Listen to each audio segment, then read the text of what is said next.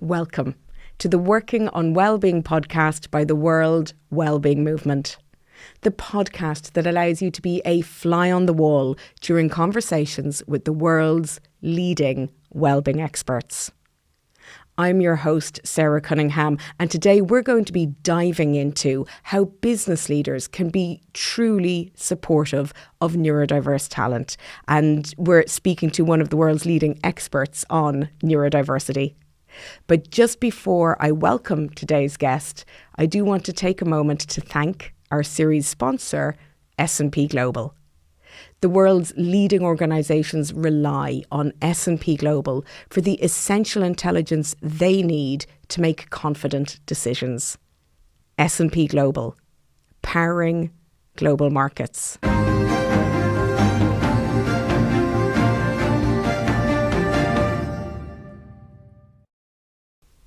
Now, I am so excited to welcome today's guest, Professor Amanda Kirby.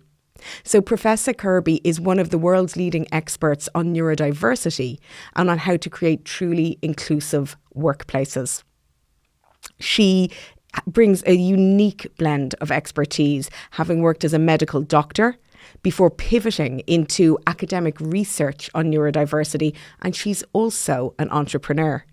She's the emeritus professor at the University of Wales, and she's the author or co-author of a number of influential books on neurodiversity, notably including this one, Neurodiversity at Work.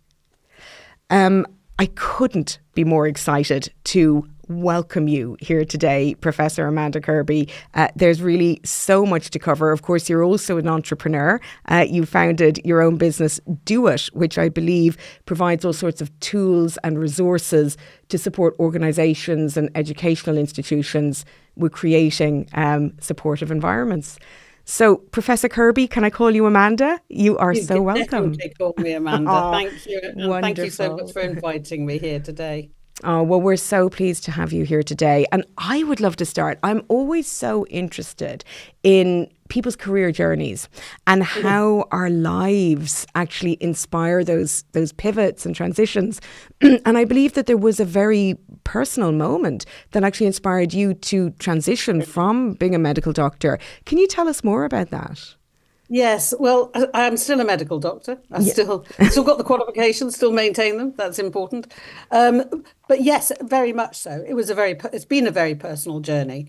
One of my children was diagnosed with dyspraxia or developmental coordination disorder when 3 to 4 years of age. And around that, nearly 40 years ago, which is slightly depressing,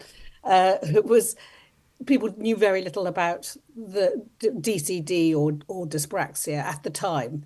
And this started a journey which said, okay, if I don't know much about this and I'm having to go from place to place to try and get advice and guidance, then that must be an experience that other people were having as well. And it really was. And it was echoed by other parents. And at that time as well, people thought that these conditions, you grew out of them. So you were going to get to a certain age and then it was all going to just disappear because there wasn't any research around that as well. And I felt like if I was in a privileged position to be able to go and seek information, gain support, and there were huge gaps and I was having to knock on everybody's doors, then the experiences were something that I needed to explore. And that started a squiggly career, really, I have to say, of finding answers and then finding it fascinating and learning how to be a researcher and lots of things that changed the way I see the world and why I'm here today. So I always say it's your fault.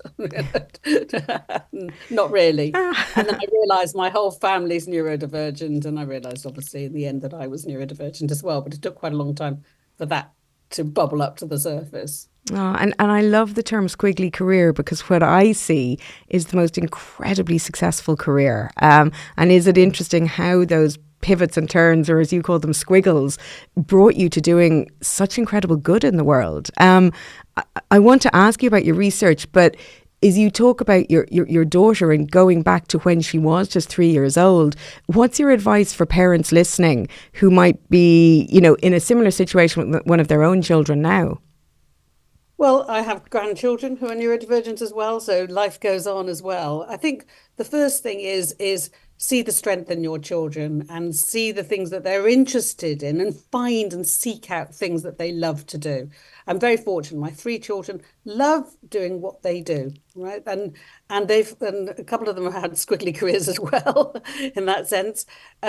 You don't have to learn in a straight line. And I think that's important. And what I learned was that sometimes you have to explore a little bit to find out what you love, find out where your strengths are. So give your children opportunities to do so. School still is a little bit, you have to do it this way. We're changing neuro-inclusive spaces and places, and teachers are really seeing that the value of the strengths that everybody brings and delivering education in a different way. Plan for times of transition. That's the other big thing. Bumps in the ride when you move from primary school to secondary school. Don't just expect them to happen. It's like Christmas every year. We're always surprised when it happens, even though that we know the date is the same every year. Well, we know when our kids are transitioning, whether it's from school to college, and plan for those times, because those are often the bumpy bits in the ride. Yeah, incredible advice. So I'd love to know how your own experiences, and you've got experiences as a parent, you mentioned lived experiences yourself, and also as a medical doctor, because you did practice as a general practitioner as well.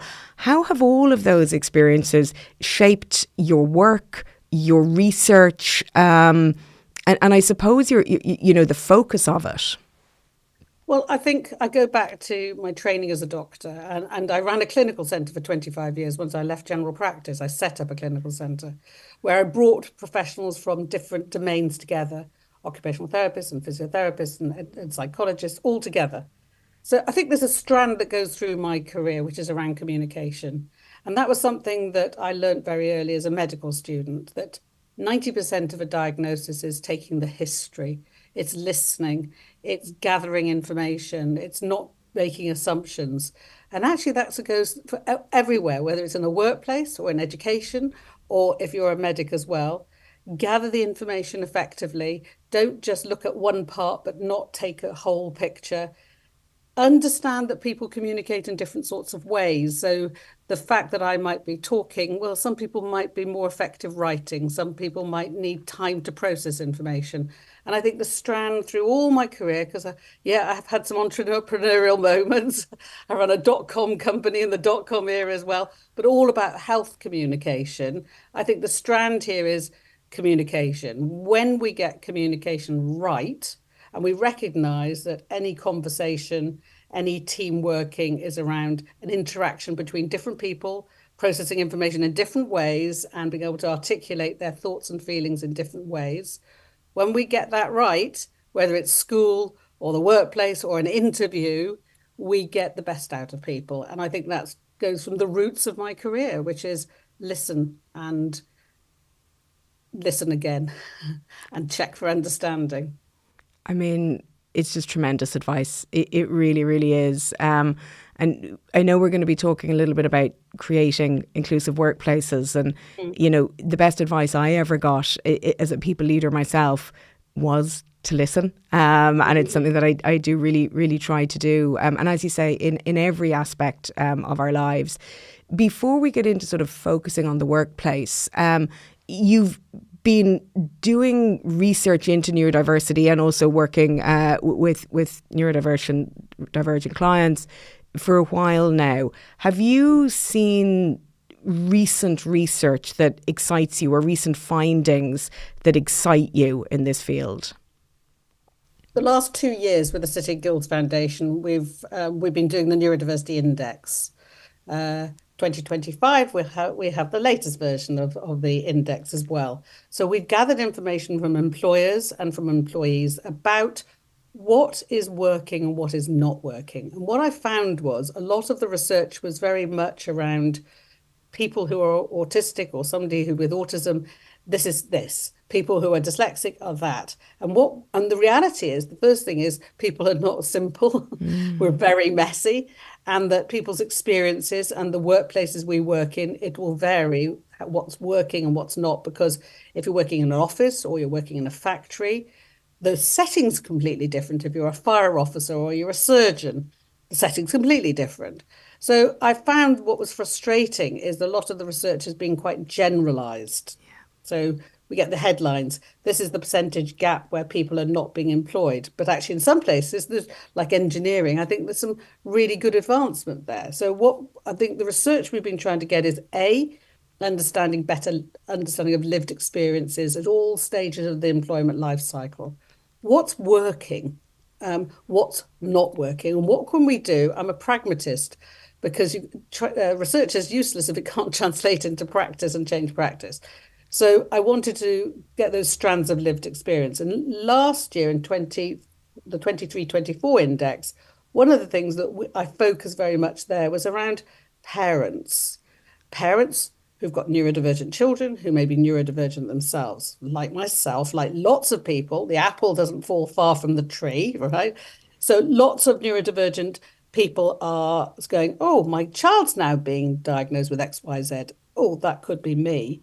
And I think the research was showing the impact of parenting and juggling work at the same time, and looking at that sort of the cumulative adversity that creates, and for employers to understand the impact on well-being very much when you're trying to juggle organizing your child. Well, if you're a parent of a child who's not neurodivergent, getting out in the morning, getting yourself out, getting yourself ready, getting the whole family is pretty stressful. But when you've got a child who might have had a bad day at work, a bad day at school, what we know is a bad day at school is a bad evening at home, and it might be a bad night as well.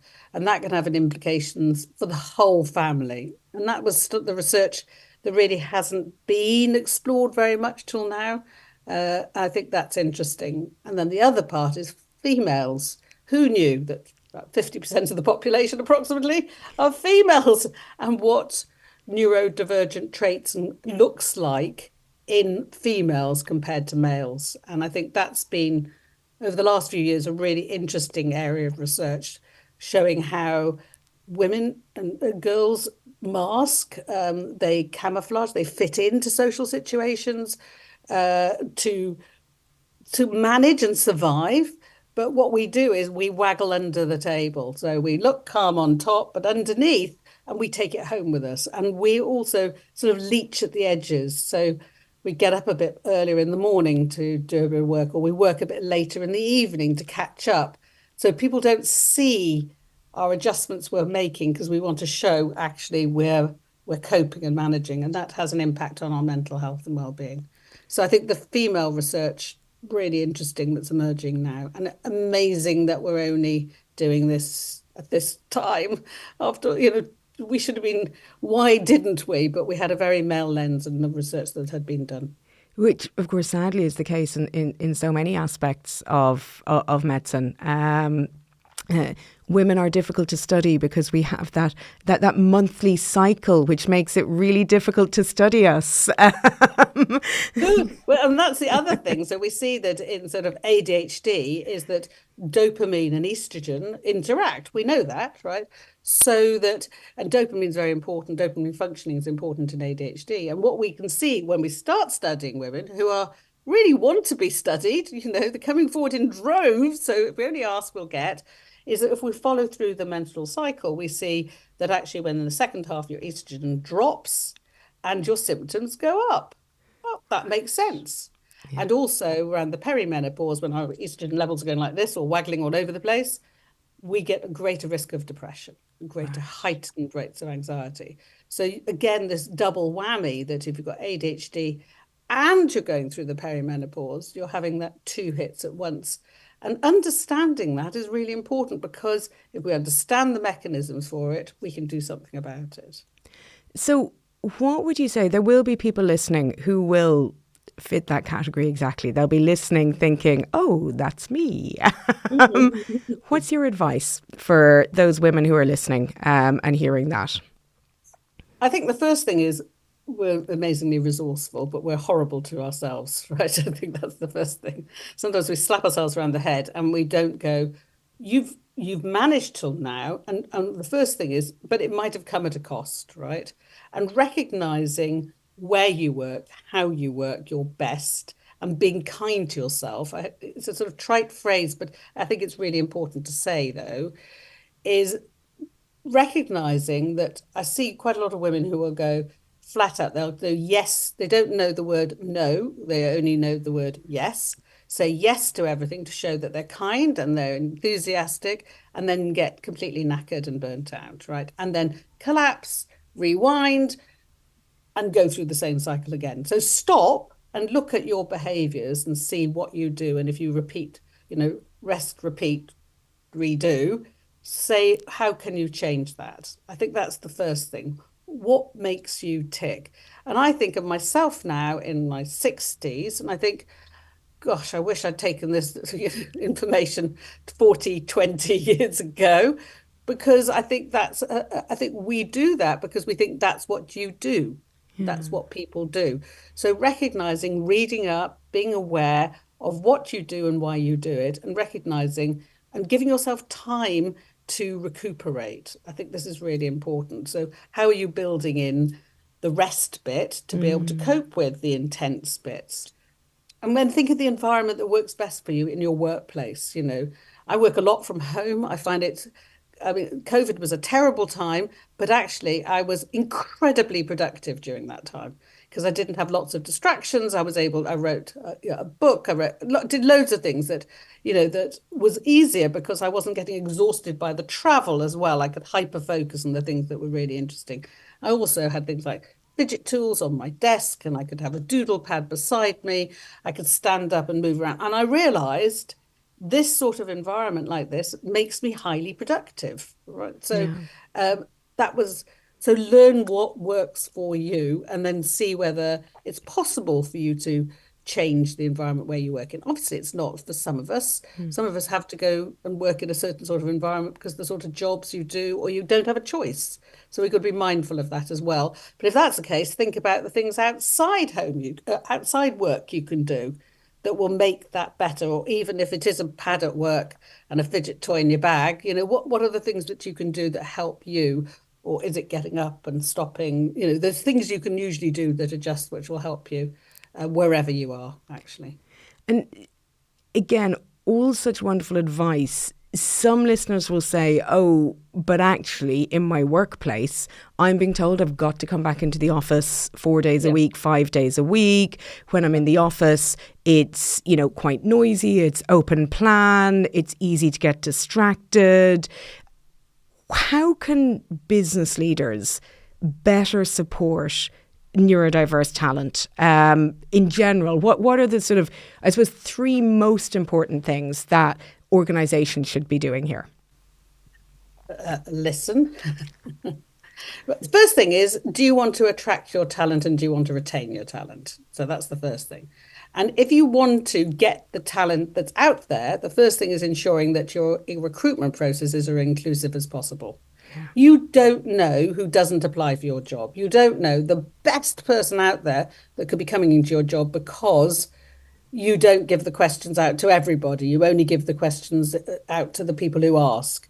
There's a problem there because I need to be confident to ask for questions beforehand. Very confident, because I'm going to think, if I ask for the questions, you'll think that I'm not competent, right?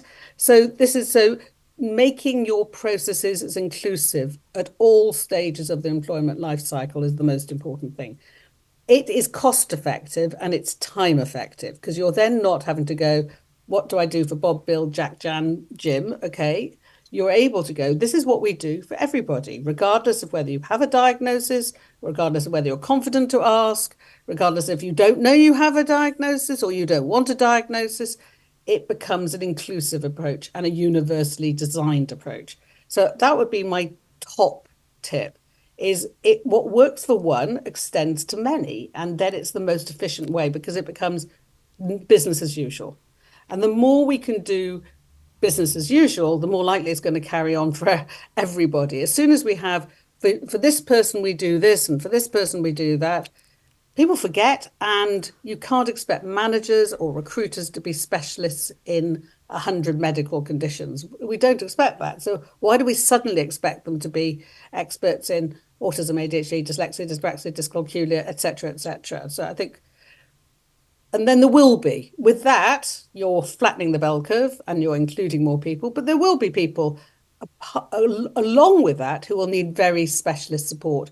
But it means there are fewer, and so you can focus your energy and expertise, and you might need external expertise for that. But it means you're reaching more people and you're going to bring talent in. Second thing is recruiting is very expensive. It really is. A wrong recruit has got major implications for companies. So make sure your onboarding is good, right? Yeah, Those first few weeks in an organization make all the difference. I often, when we have somebody who's a new recruit, first of all, they're great at being able to go what's good and what's not good because they're fresh, they've got fresh eyes. So learn from that person as well, what's working or not, what could work. Regular check-ins. Make sure that you tell them the language of your business. I haven't met a business that doesn't have an acronym that's, that you're trying to work out, right? So some very basic things. Tell them where to go and who to talk to, but tell everybody this so it becomes a standard process. Have information readily available and utilize the software and the things that you've got already. So we've got amazing, we're talking here today, we've got amazing technology where you can do transcription and closed captioning. There's lots of things we can do with just our computers and our screens and our phones. Make sure people know how to use those effectively, whether they have got a label or they don't have a label. And I think that's really important. And then ask people for feedback. Number 3, learn from people with lived experience about what's working and not. And if you've got people leaving, have exit interviews, because they're really important to capture why, you can always learn.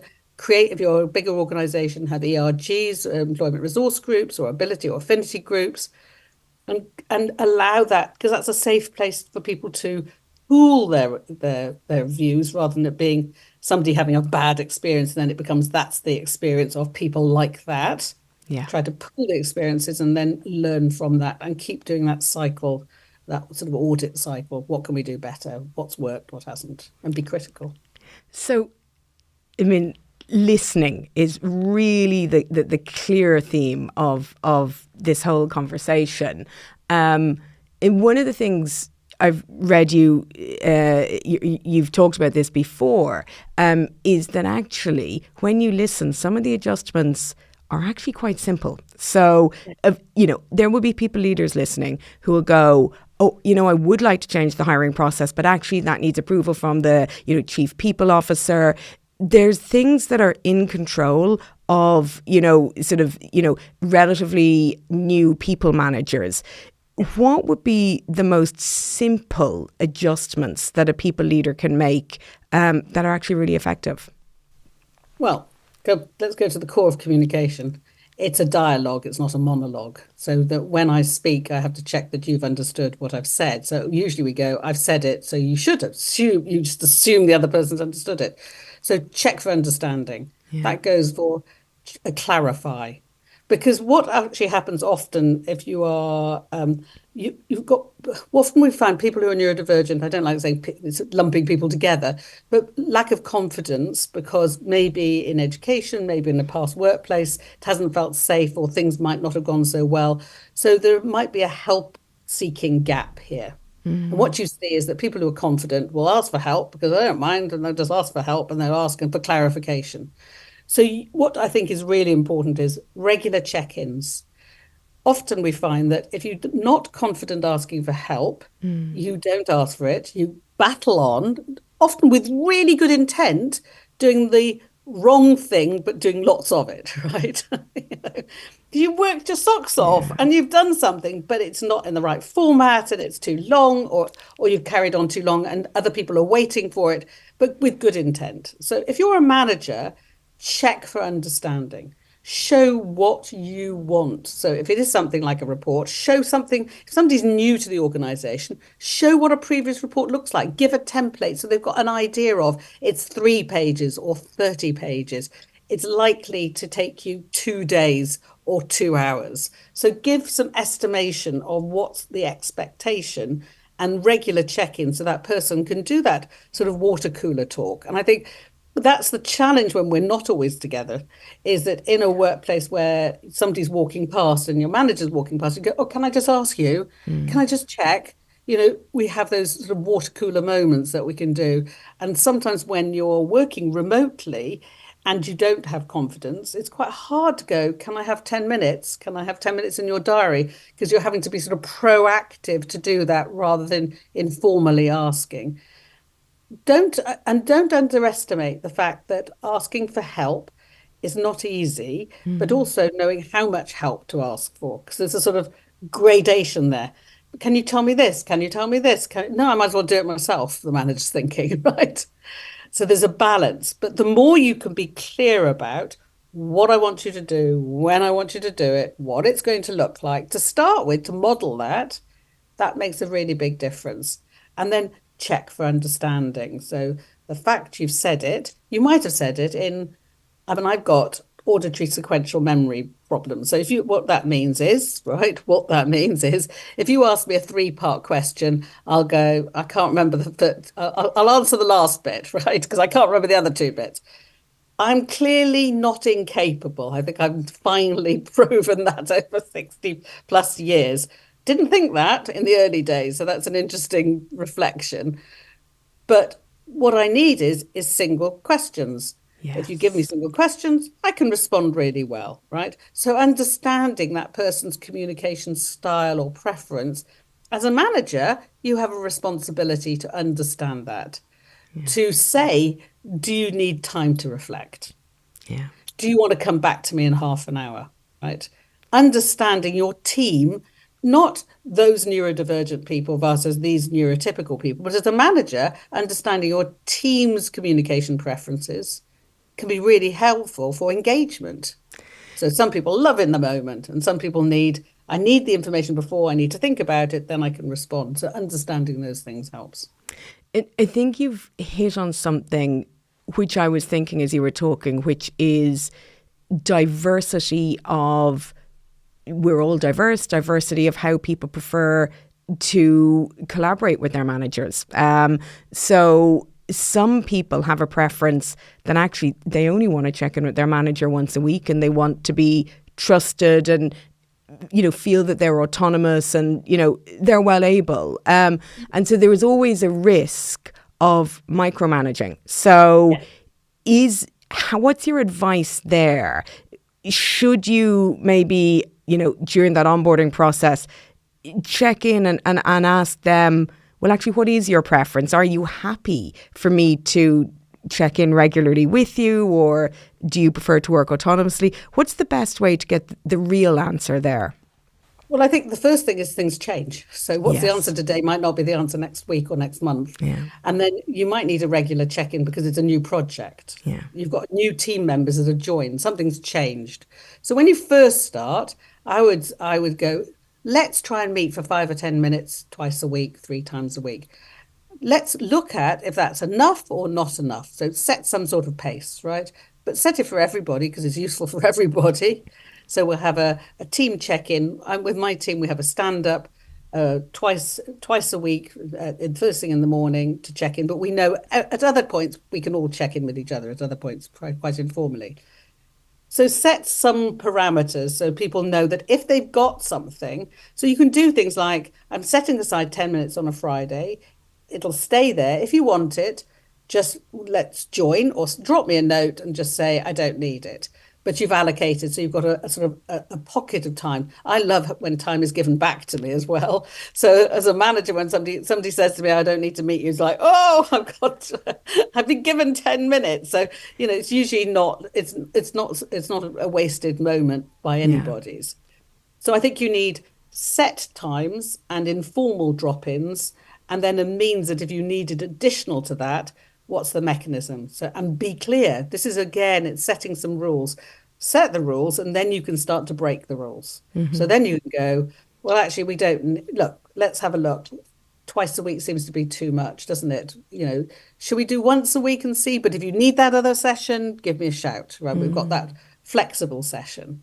And again, it's negotiating that and keep talking, keep communicating, you know, because something might change. Our lives change. You know, you might have just had a baby and coming back to work. You might have a new project. There might be somebody ill in your family.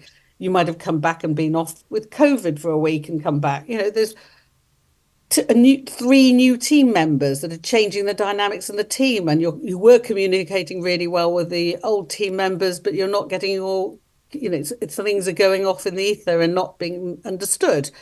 So life changes, so you might need to reset, but having some clear points gives a bit of a framework to start with. So let's talk about the importance then of socializing with work colleagues, because you talk about life changes, and I always feel that when I know my colleagues, and I really know them, I know their lives, their friends, their family, their pets. So two of my colleagues who I work with very closely, one has a dog called Bugsy, one has a cat called Cleo. And I feel like those are actually really important things to know about each other.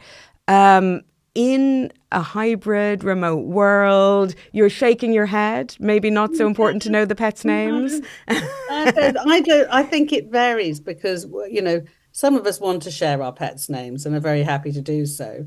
And I think sometimes this sort of trope, which is bring your authentic self to work, makes me wriggle a bit, right?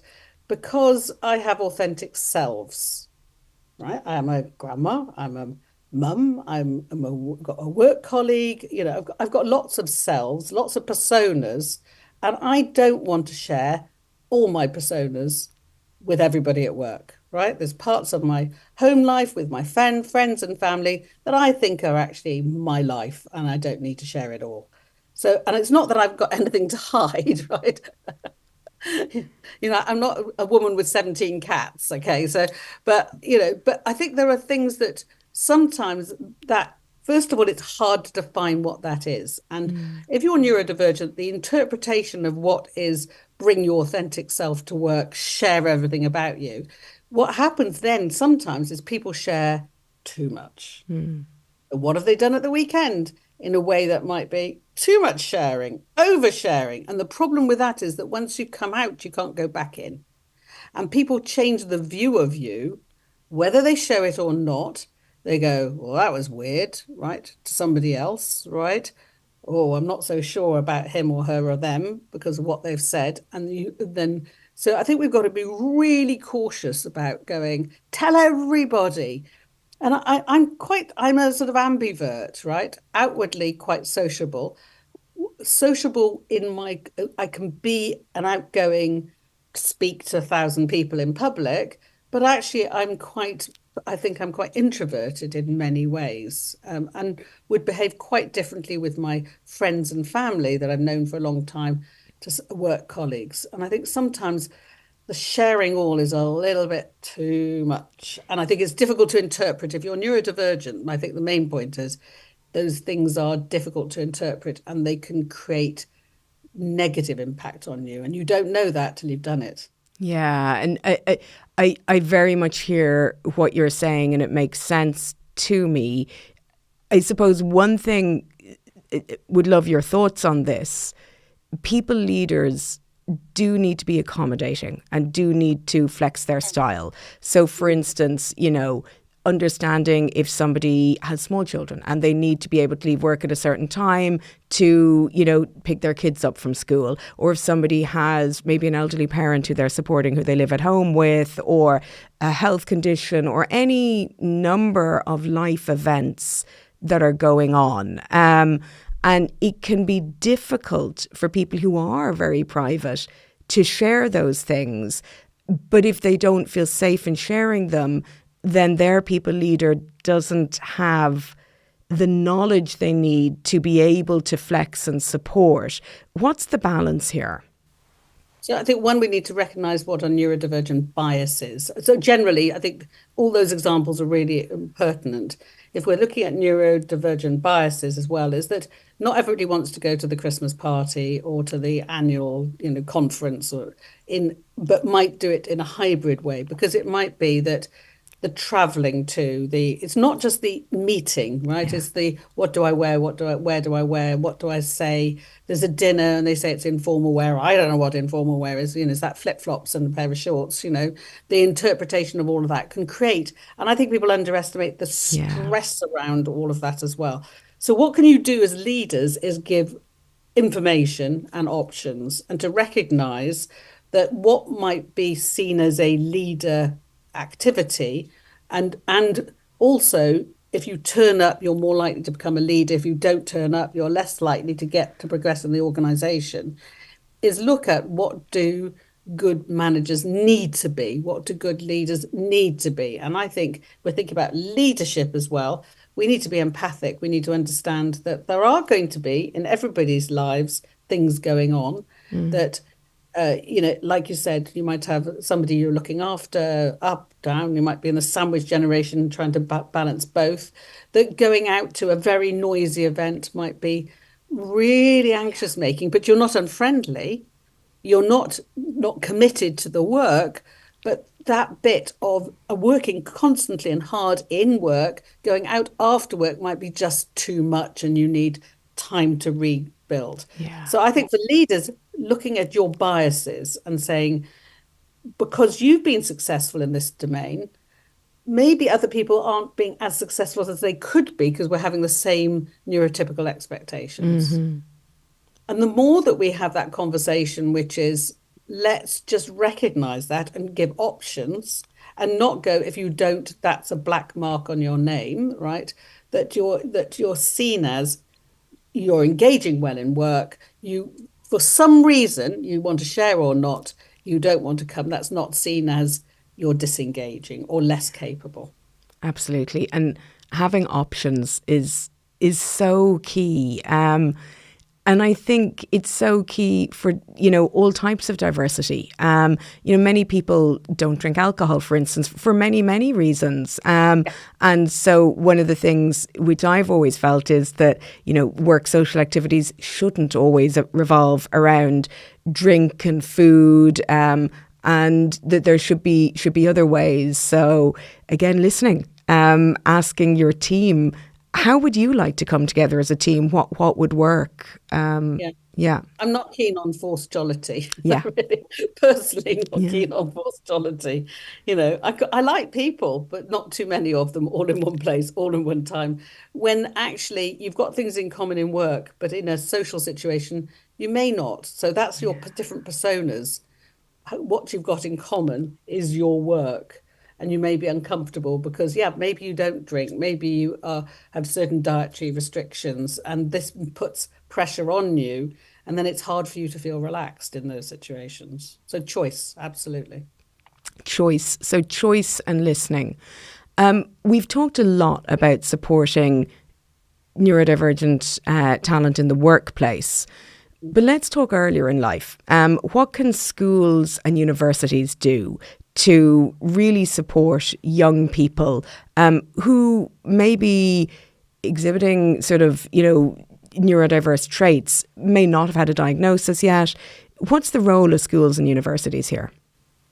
Well, I think ideally is to prepare you for life, right?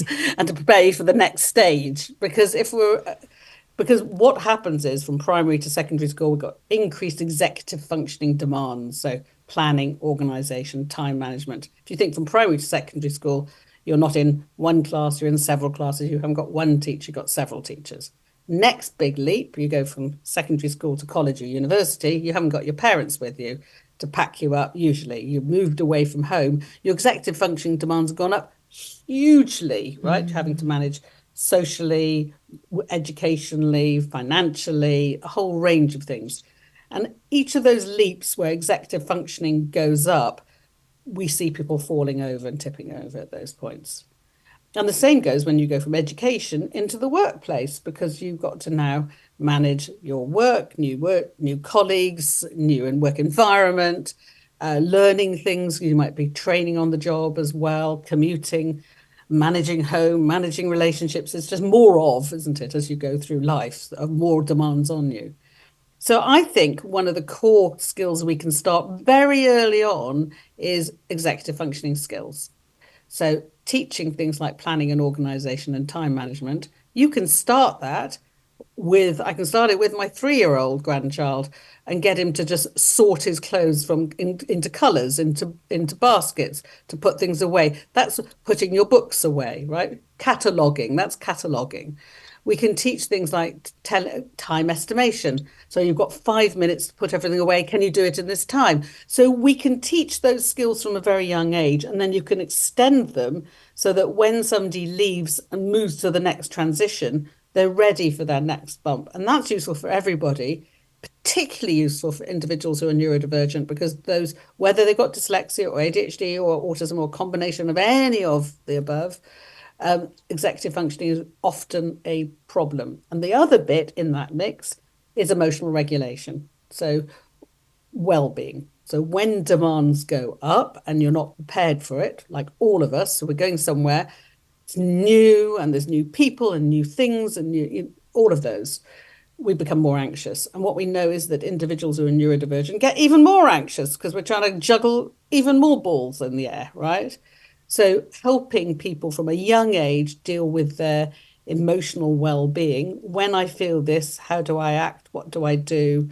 Introducing things like knowing that exercise and movement might be very helpful for them, giving them strategies from a young age and then practicing those through that strands.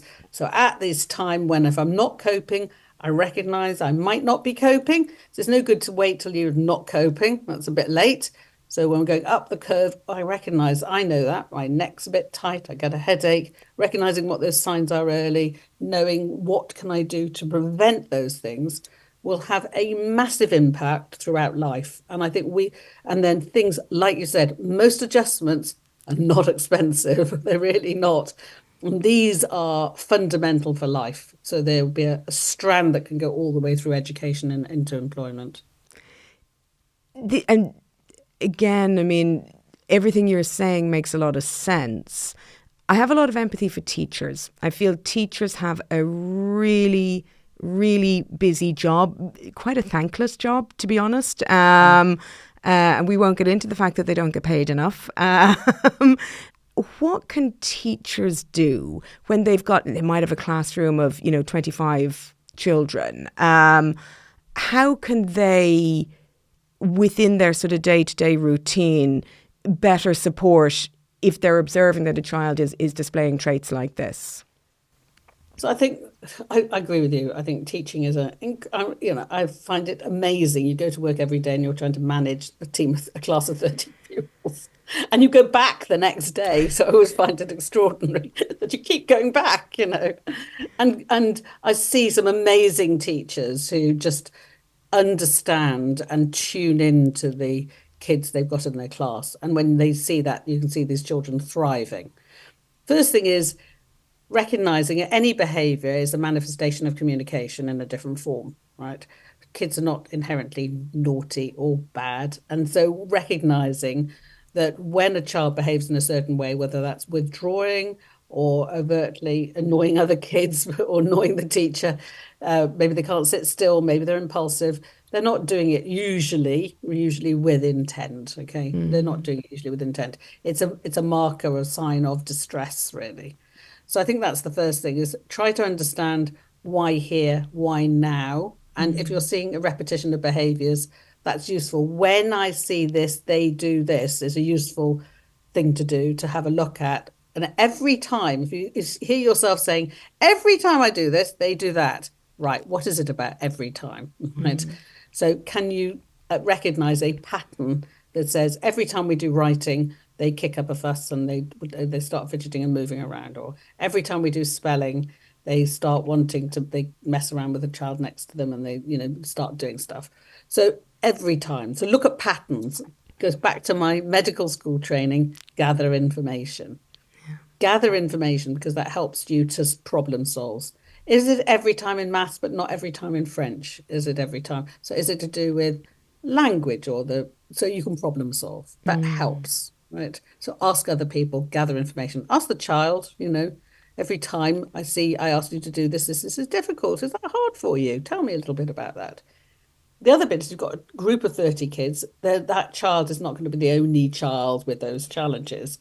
So, so I think that's the other way, is mapping what's the pattern in the class as well, and see, well, there's 5 kids where they really don't understand time concepts. Can we sort out and help them together?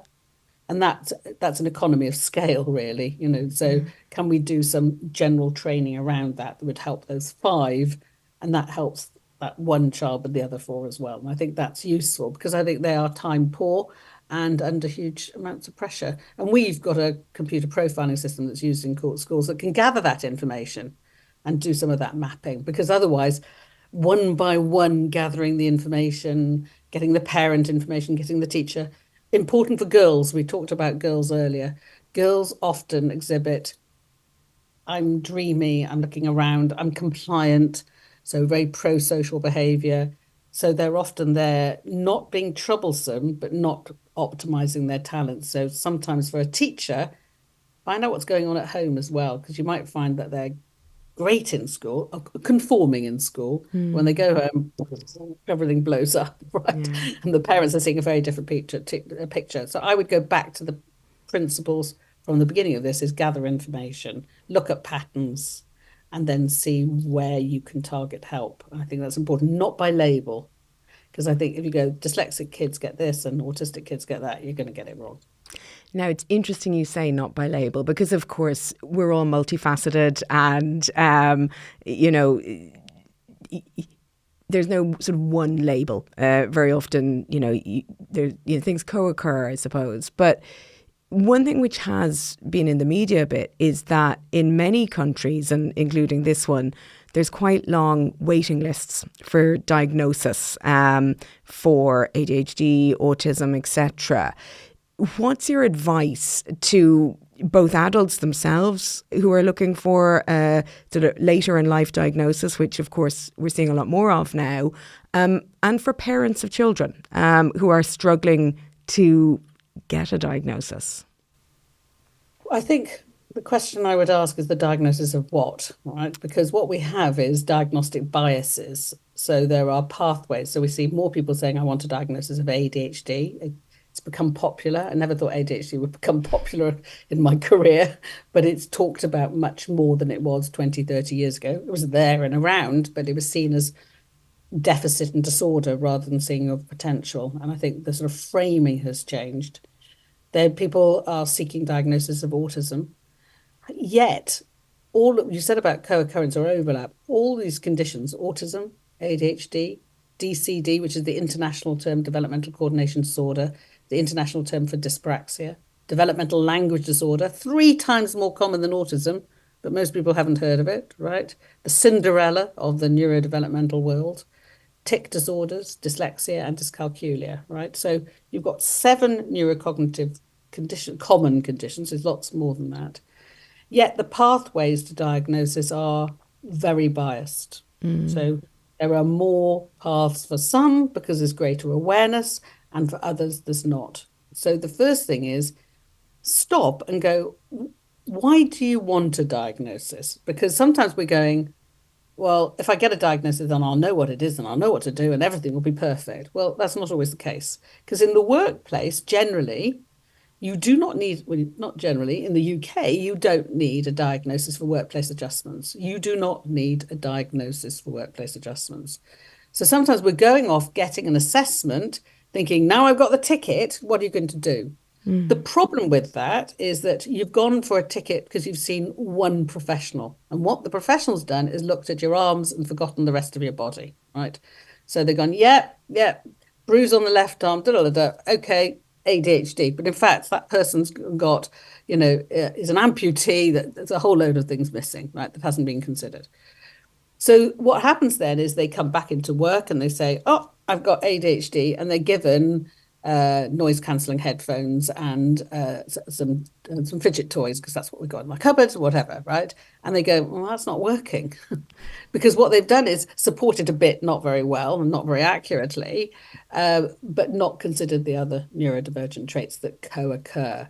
So I think we have to have an honest discussion around, does a diagnosis lead to appropriate adjustments which meet the needs of the individual, given that all of these conditions overlap? 70% of people with autism have dyspraxia or DCD. Right? 30 to 40% of people with ADHD have ASD, but not everybody does. And I could keep going around and around and around. If you have this, you're more likely to have that. If you're more likely to have... People are all variable. In the workplace, go back to managers, you cannot expect your managers to be experts in and cerebral palsy and itty-bitty syndrome. Because what happens if somebody says they got bloody blah, blah, blah syndrome? I just made it up, right?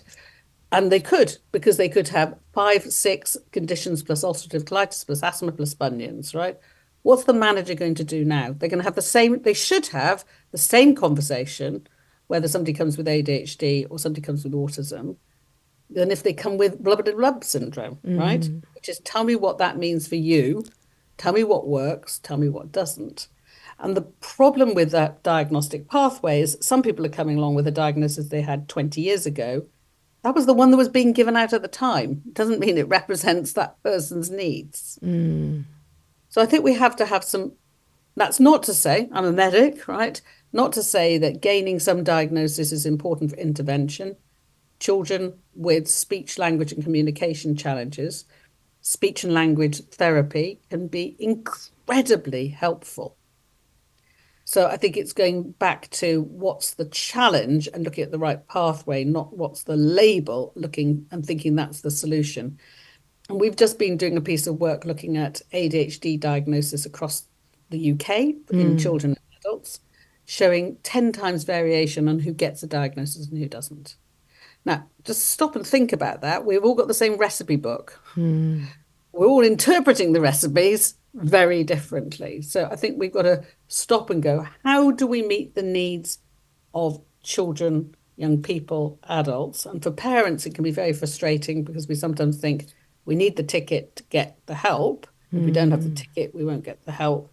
But I think it's up to education, employment to think about more universal design so your child can get help and support. So become knowledgeable, right? Go to the charities where there's information, go online to reputable, because a bit like a cowboy country out there in terms of some of the advice and guidance. Don't take your advice and guidance for somebody who's suddenly been diagnosed and's got a TikTok following of 1 million. They're not an expert. They're an expert in themselves, right? Just be careful, because there's all sorts of really snake oil being sold. If you take this, your child will be cured. And just be critical and ask for information from reputable sources.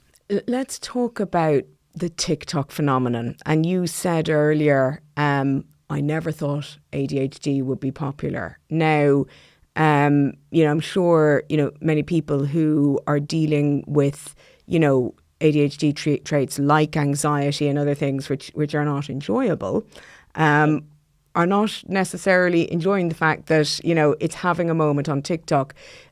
Do you feel that all of this social media attention is somehow diminishing the reality of what it's like to be a neurodiverse individual? Yeah, I think it is, because I think, people are going, oh, I'm a bit ADHD, and just stop and think about that, because ADHD is attention deficit hyperactivity disorder, right? Most people, it's actually not deficit, it's surfeit of attention, really, so it's not a great name. Most people don't seek a diagnosis because their lives are going swimmingly well. If they were, they wouldn't bother to do so, right? We know that nearly 50% of people in prison have ADHD traits. They've often got adversity as well in their lives, and that's why they've been missed or misdiagnosed, okay? So it's not that ADHD is criminalizing, but if you can't plan and organize and you're impulsive and you don't get help and support, there are impacts on that, right? So I think we mustn't minimize, and we know we've got loads of research looking at the impact if you have ADHD traits on be able to harness your abilities and use them effectively. It impacts. So I think it's great that there's awareness, but that what happens then is that we've got this huge waiting list, and we've got everybody trying to get to the front of the queue, right? Think, I've got ADHD. And what that means is that the inverse care law is those with the greatest need don't get to the front of the queue, right?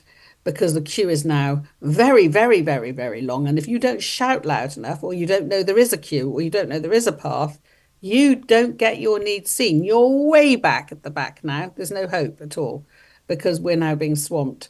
So I think that awareness is great, but we've got to make sure that we are still seeing those with the greatest needs, having the greatest impact, getting the most comprehensive and professional support. And I think sometimes we almost wait, we don't do something because we're waiting for the diagnosis. But if your child, for instance, is having difficulties using cutlery and getting dressed in the morning or doing their shoelaces up or with writing, look at where the area of difficulty is. So looking at the child-centered, person-centered, and start helping your child with those areas. So gain the help and support around the area. So if it's all around fine motor challenges, doing buttons, shoelaces, and can you tackle those? Get started.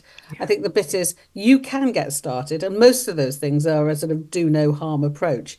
You know, there'll be a guidance around if there's challenges with using cutlery, go and find some solutions to try those. That's going to help rather than waiting on a waiting list for several years going, yeah, I'm waiting to know if it's a problem. It is a problem. Right?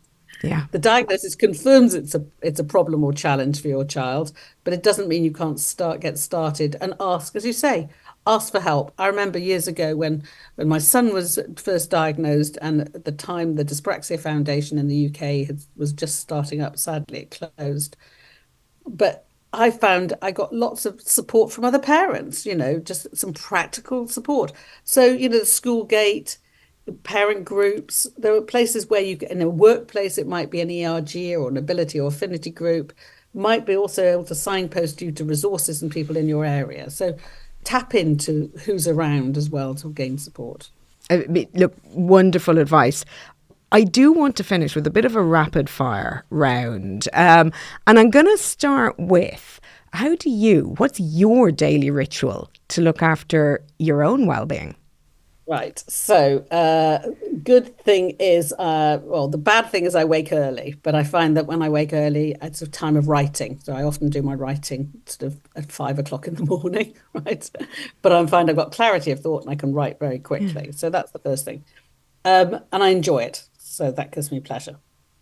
Second bit is I go for a walk every morning. I really do. And that's been for the last few years. And I walk for 20, 30 minutes, at least, more if I've got time, less if but I always go out for a walk. Rain, this morning, I can be, whatever the weather, it doesn't matter what the weather is. I'm prepared in winter with hats and gloves, in summer, it's in shorts and a t-shirt, but go out for a walk. And that really roots me. It really does. And I try to see distance, go somewhere where I'm living near the water. I try to see green, to get out, even if it's the park, but to see some green and some distance, because I think that helps with, you are a tiny speck in this earth, right? And it grounds you. And then I listen to audiobooks. I like listening to audiobooks and and I like cooking. So those are things that really, and most of all, my family. Aww.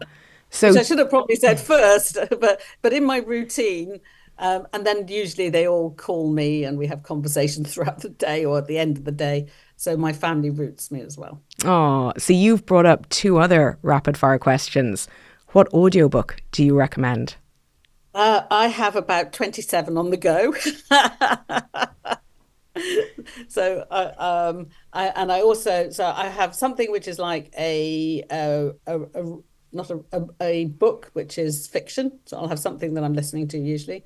I'll have I can tell you what I'm listening to at the moment, which is a book on usually something which is sort of or psychobabble stuff. It's not psychobabble, but something interesting business wise, leadership, growth. Something psychological around why we do what we do and listen to other people I listen to podcasts quite often, so I might listen to This American Life or to different podcasts that are on the way. And then I'm trying to learn Italian, so I will also listen to my podcast very slowly, learning Italian. Wow. So it will vary. In my ADHD brain, I've got all of these different podcasts and I might flick between them depending on the day. And I've got glasses, like meta glasses that have got my headphones in, so I can be talking and practicing, and people think I'm talking to myself when I'm not. And isn't that wonderful that you have this myriad of activities and hobbies? Well, I'm going to go to my final question, which is, if you had a time machine and you could travel back and give advice to your 21-year-old self, what advice would you give? Believe in yourself. I think that is so important. I really had, as I said, I was an ambivert. So you thought I was, floating and I was very confident, but I wasn't. I really didn't believe that I was capable of doing all sorts of things. Now, 40 years on, I've built a business. It's thriving. I've written 10 books. I've written a column in the Independent, in the newspaper. I've done all sorts of things I could not have imagined. And I think that's for everybody. Imagine what you want and really believe that you can do so. But I don't deny it's not hard work. It doesn't just happen. But my goodness, what a place to end, because I mean, yes, you certainly should believe in yourself. Your squiggly career has been absolutely incredible and done so much good in the world. So thank you so much for taking the time to share all of your wisdom and insights with our listeners. We so appreciate it. Thank you for asking me. Thank you.